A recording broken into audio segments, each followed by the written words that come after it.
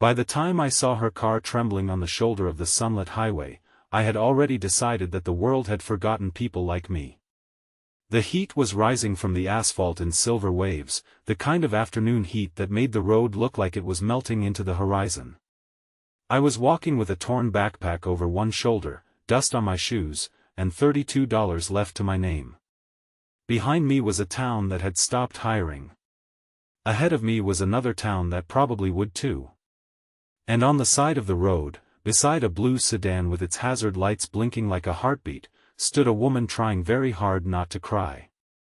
Before we go deeper into this story, if you believe in kindness, second chances, and the quiet miracles that arrive when we least expect them, please like, comment, share, and subscribe to Silent Dad Stories.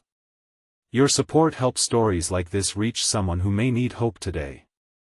Her name, I would later learn, was Maris Vale. But that afternoon she was only a stranger in a pale yellow blouse, standing in the hard daylight with one hand pressed against the trunk of her car and the other holding a phone that had no signal. She looked exhausted, not just from the flat tire, but from something heavier.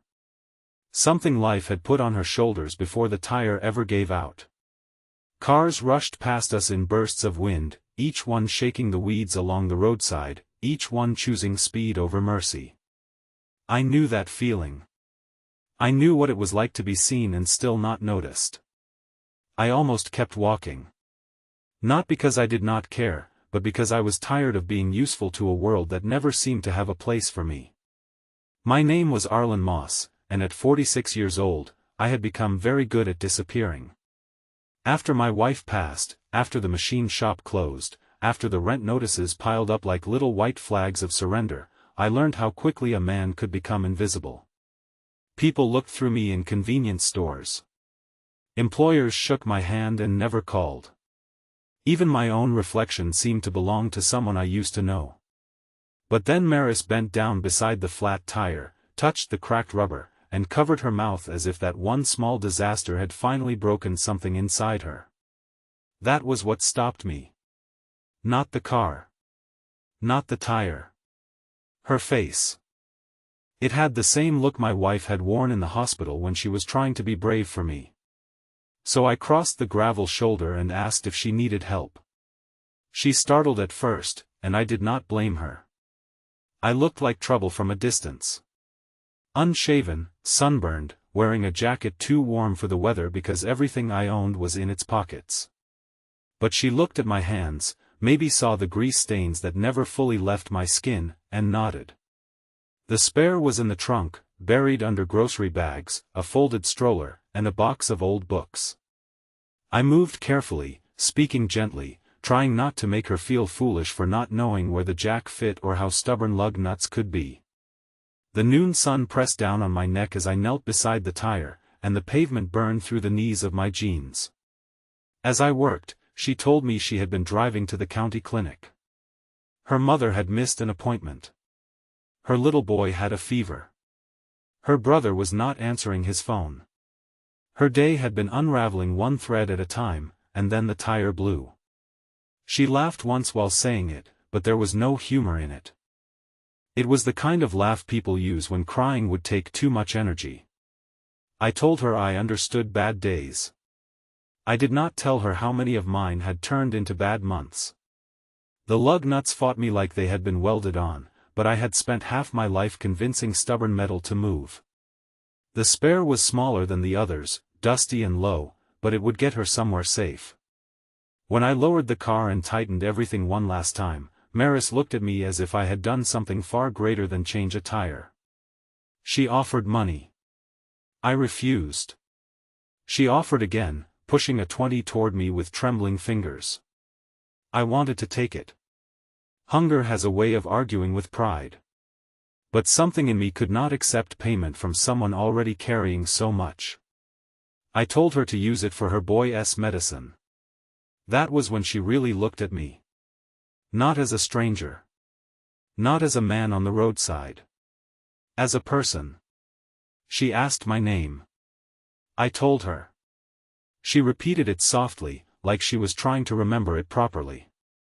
Then she asked where I was headed, and I pointed down the highway with a shrug. Anywhere that had work, I said. She seemed about to say something more, but a horn blared behind us, and the moment broke.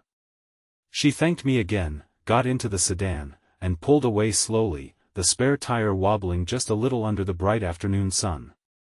I watched until the car disappeared. Then I kept walking.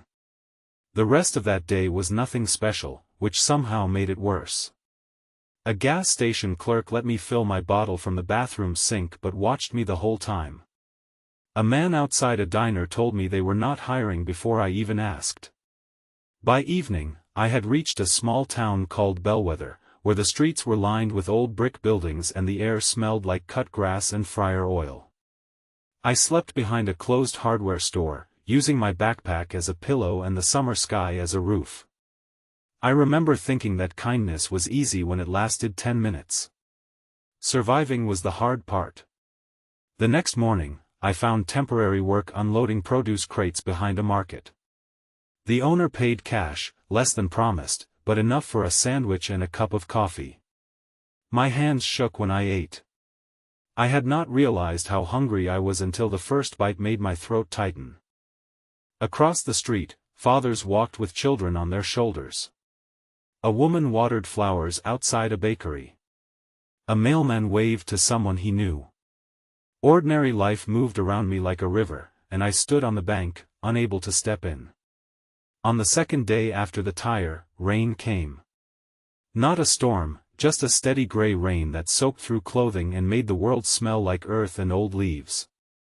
I tried 3 workshops, 2 garages, and a warehouse.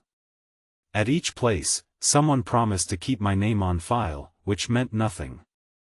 By late afternoon, my boots were wet, my socks were worse, and the last of my cash had gone to a bowl of soup. I sat beneath the awning of an abandoned movie theater, watching water run down the glass doors. The posters inside were faded from years of sunlight, faces of actors smiling from stories that had ended long ago. That night, I dreamed of my wife, Soraya.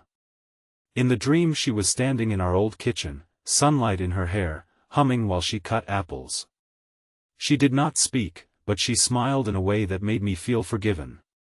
When I woke, the sky was bright, and for one cruel second I thought I was home.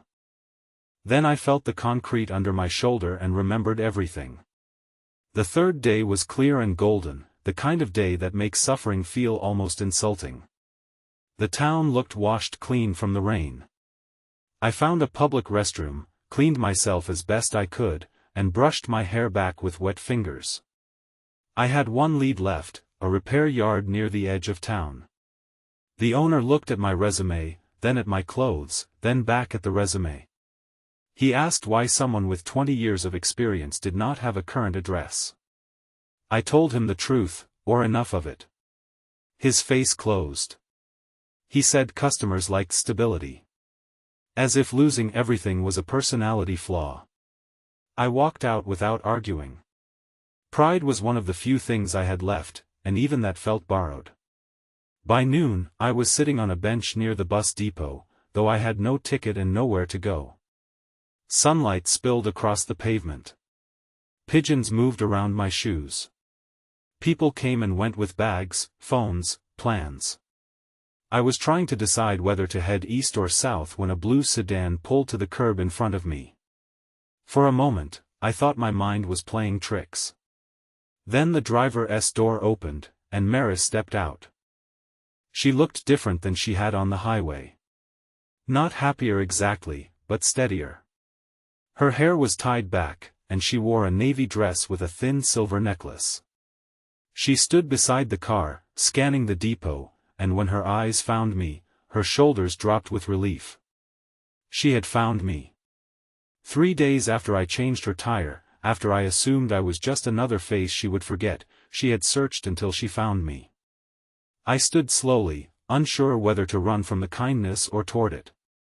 She crossed the sidewalk with purpose, carrying a paper bag in one hand and something folded under her arm. She said she had gone back to the highway that evening, hoping I might still be nearby.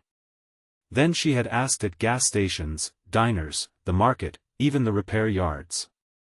She had described my jacket, my backpack, my name. I could not speak for a moment. No one had looked for me in a very long time. Maris handed me the paper bag first. Inside was a warm meal, a bottle of water, and a small container of apple pie. I stared at it like it was treasure. Then she handed me the folded papers. At the top was an application, but not for charity. For work. Her late father had owned a small auto restoration shop just outside Bellwether. After he died, the place had struggled. Her brother was supposed to help run it but had fallen into his own troubles. She needed someone who knew machines, someone patient, someone honest. She said she had watched my hands when I changed her tire. She had seen care in the way I worked, and care was harder to teach than skill.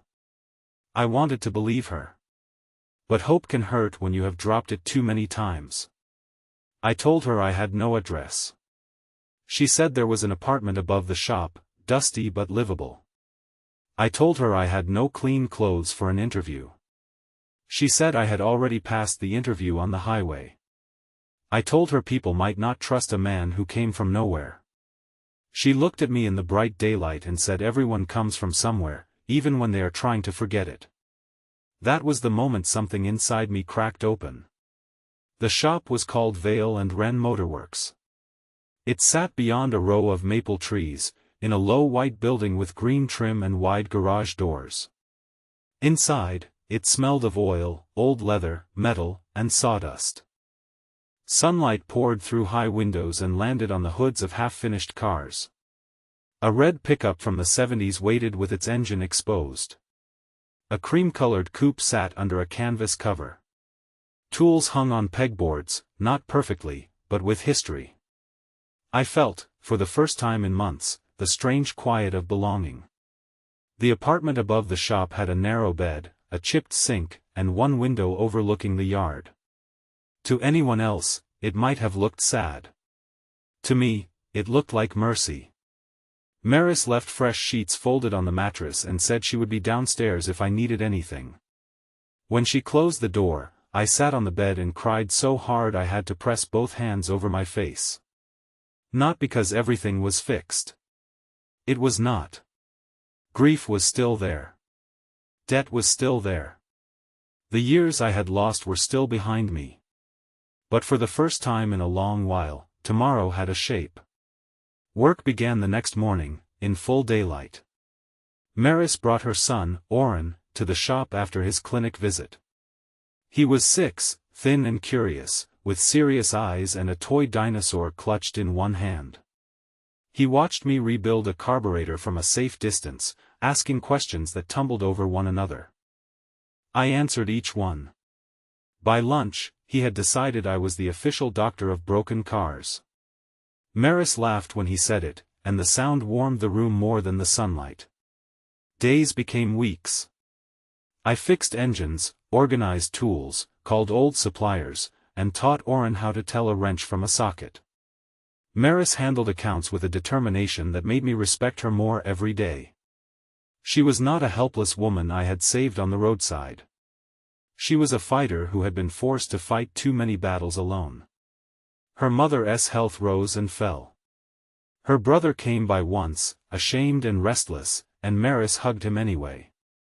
I saw then that kindness was not softness. Sometimes kindness was strength that refused to become cruel. The town noticed the shop coming alive again. Customers returned. A farmer brought in a tractor part and left with tears in his eyes because it had belonged to his father. A young couple asked us to restore the car they wanted to drive away in after their wedding. Maris started smiling more. Orrin drew a crooked sign that said Arlen fixes everything, and taped it above my workbench. I left it there, though it was not true. I could fix engines. I could not fix the years. I could not bring Soraya back. But slowly, gently, life was teaching me that not everything broken was meant to return to what it had been. Some things were repaired into something different. One afternoon, almost 2 months after the flat tire, Maris found me standing outside the garage doors, watching sunlight move across the gravel. She knew I was thinking of my wife before I said a word. Grief has a posture. She stood beside me without asking too much. I told her about Soraya then, about the hospital, the bills, the silence after the funeral, the way I had packed my life into a backpack because staying in our old apartment felt like living inside an echo. Maris listened with tears in her eyes. She did not try to cover the pain with easy words. She simply stayed. That evening, Oren placed his toy dinosaur on my workbench and told me it could guard the shop at night. I looked at that little plastic creature standing proudly among the bolts and rags, and something in me smiled before I could stop it. It was a small thing. But sometimes small things are how the heart learns to beat again. Months later, Vale and Wren Motorworks held an open house on a bright Saturday afternoon. The whole town seemed to come. There were lemonade pitchers on folding tables, children running between parked cars, old men arguing kindly about engines, and Maris's mother sitting in a chair beneath the maple tree, wrapped in a blanket and smiling at the noise. The restored cream-colored coupe gleamed in the sun. Maris asked me to say a few words, but I shook my head. I had never been good at speeches. So she spoke instead. She told them that 3 days before she found a mechanic, she had found a man on the side of the road who stopped when everyone else kept driving. She told them kindness had saved her family's shop, but more than that, it had reminded her to look closer at people the world overlooks. I had to turn away because my eyes burned. For years, I thought my life had narrowed down to loss. But standing there in the daylight, surrounded by grease, laughter, and people who knew my name, I realized one act of kindness had not ended on the highway. It had traveled forward. It had become a job, a home, a child's trust, a woman's courage, and a man's second chance. If this story touched your heart, please like, comment, share, and subscribe to Silent Dad Stories. Your engagement helps remind others that one small act of kindness can become the turning point in someone's entire life. Special request, comment I still believe in kindness if you stayed until this moment. That night, after everyone left, I closed the garage doors and walked upstairs to the little apartment that no longer felt temporary. On the windowsill sat Oren's toy dinosaur, guarding the room now instead of the shop. Outside, the last light of day rested on the maple leaves, turning them gold. I thought of Soraya, and for once the memory did not only hurt. It felt like a hand on my shoulder, gentle and proud. 3 days after I helped a woman change a flat tire, she found me. But the truth is, she did more than find me on a bench outside a bus depot. She found the man I thought grief had buried. She found the worker, the neighbor, the friend, the almost father still hidden under all that dust and sorrow. And because she refused to let a stranger disappear, I learned that life can still knock on the door in the middle of a ruined season, carrying warm food, a second chance, and a reason to stay. Sometimes angels do not come with wings. Sometimes they come with a flat tire, a tired smile, and enough faith to turn back and look for you.